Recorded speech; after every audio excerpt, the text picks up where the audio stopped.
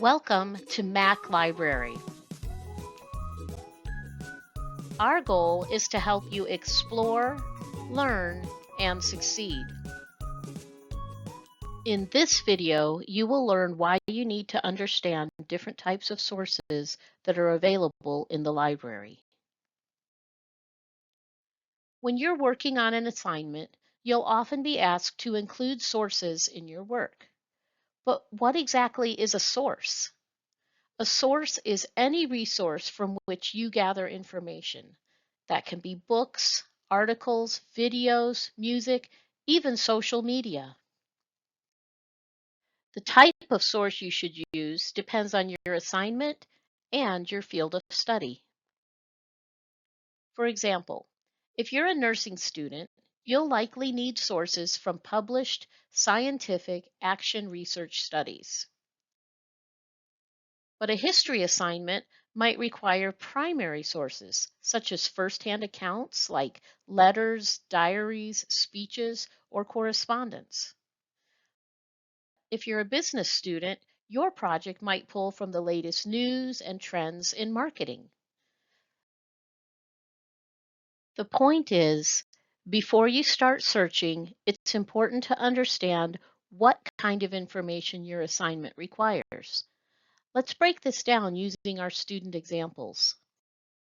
Going back to our nursing student, if she is researching alternative treatments for childhood diseases, she would want to search our nursing and allied health databases like CINAHL. And then she would use limiters and terms like non-pharmaceutical interventions and childhood disease. Our history student might be writing about Jane Austen, so she might not use our database at all, but would instead want to search our main library catalog using terms like Jane Austen letters. She would immediately find several primary sources of Austen's actual correspondence. Our business student might be studying digital marketing trends with AI, so he might also begin his search with our main catalog, but include articles and chapters to find recent articles on the benefits of AI for business in their social media marketing. Look at the variety of results he gets from that type of search: articles, books, current newsletters, technology journals, and more.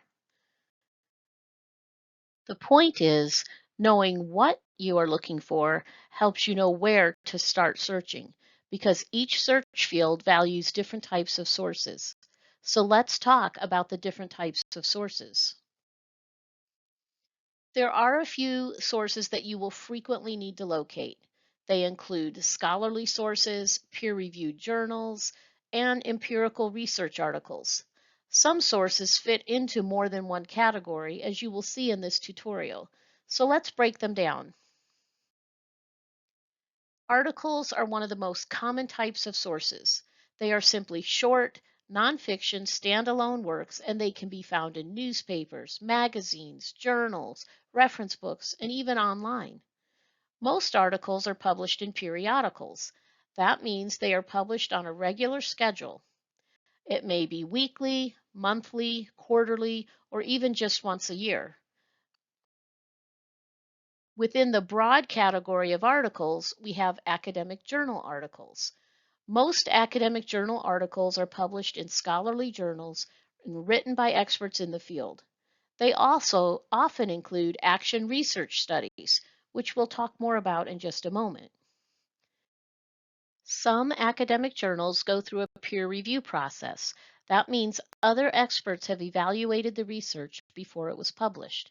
This makes peer-reviewed articles one of the most credible sources you can use. It's important to remember that not all articles are from academic journals, and not all academic journals are peer-reviewed, and not all peer-reviewed sources are journal articles.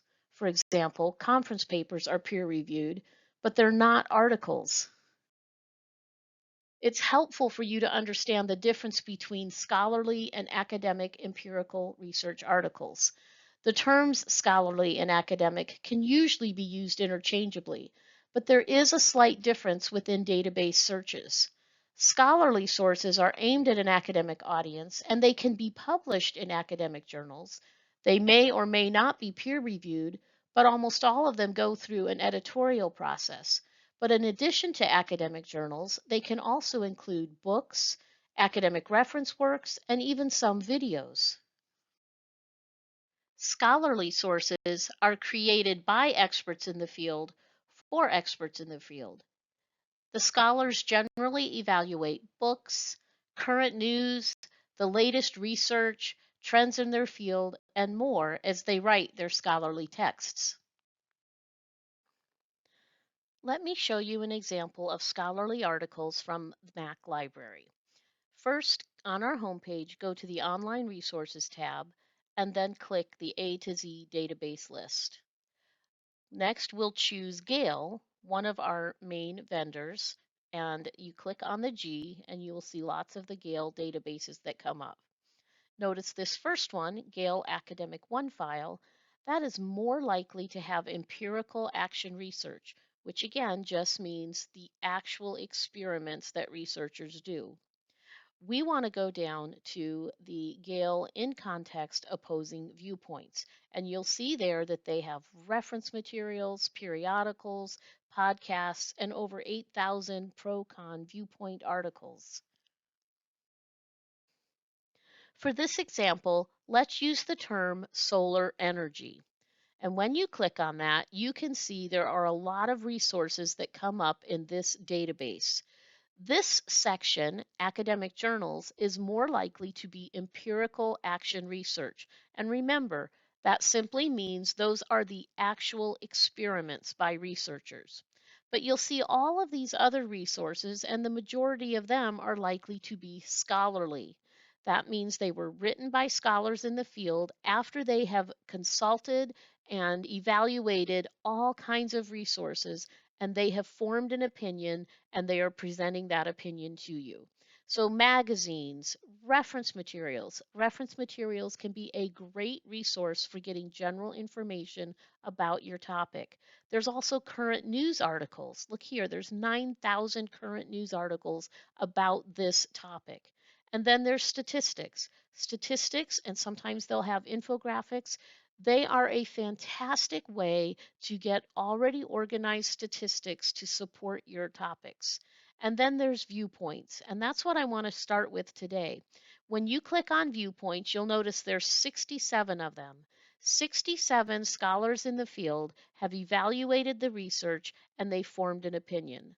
So when you scroll down, you'll see that this expert believes that solar energy is inefficient and impractical. This one believes that solar energy should be increased. So you can decide for yourself which ones of these that you want to study, but let's take a look and show you what they will cover. The first thing you'll notice is the blue section at the top of the article. That's going to give you an overview of the article and a little bit about the expert and what makes him an expert. Then you'll see over here the article contents. These are the things that he's going to discuss in his article. And you'll notice as he goes down through and presents his information, he's including a lot of statistics. He's talking about a lot of research studies. He's gone through and done all of that research for us so that he can then tell us his opinion and his interpretation of it. But you see just how much of this article is filled with statistics and supporting evidence. When you get to the bottom, then you see all of the books that he used to consult and support his position. And notice I'm still scrolling and we're just in the books. Then we're getting down into the periodicals. The point is you can see just how much work and effort he did to support his position. Scholarly sources are a little different from empirical action research.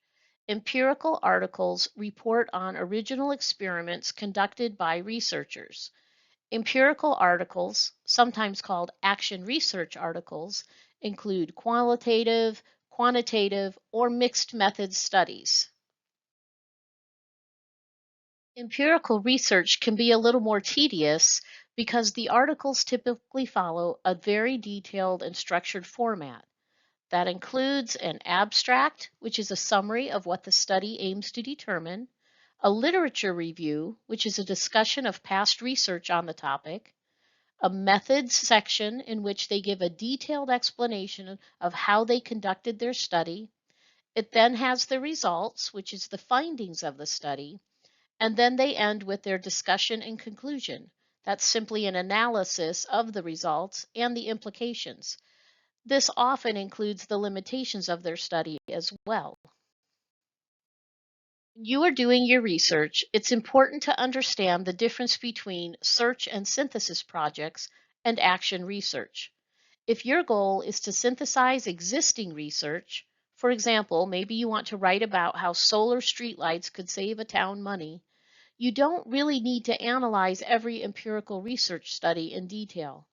Instead, you can efficiently navigate empirical articles by skimming the abstract to see if the study is relevant to your topic, and if it is, then jump down to the conclusion to examine the key findings.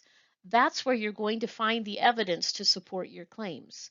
However, empirical articles are probably not your best benefit. You might do better with scholarly articles to start with. On the other hand, if you are conducting your own research study, which would be action research, then you will need to carefully analyze similar studies. For example, if I wanted to study how time spent in the library affects students' academic performance, I would do a deep dive into empirical articles. I would want to review past research to see how their studies were structured, what methods they used, what limitations they faced, and where gaps may still exist. This would allow me to build my literature review, and it would help me design a study that builds on existing knowledge. I would definitely want to spend most of my research with empirical studies almost exclusively. If you are writing about research, you're synthesizing. You're focusing on key findings to support your argument. This is what scholarly materials generally provide. If you are conducting research, you're analyzing. You're examining past studies in depth to inform your own. This is generally considered academic empirical sources. It all comes back to knowing your assignment. Are you required to find research and synthesize it into an informational or persuasive report? Then scholarly sources will probably help you more. Or are you conducting your own experiment? Then empirical research articles will be a better starting point. Knowing your assignment will help you know which sources will help you complete your assignment the most effectively. For more information on how to efficiently find the sources for the research you need, check out our library tutorial on how to find the right databases for your research. And to learn more about effective ways to use library databases and resources, check out our other library tutorials found here on our website.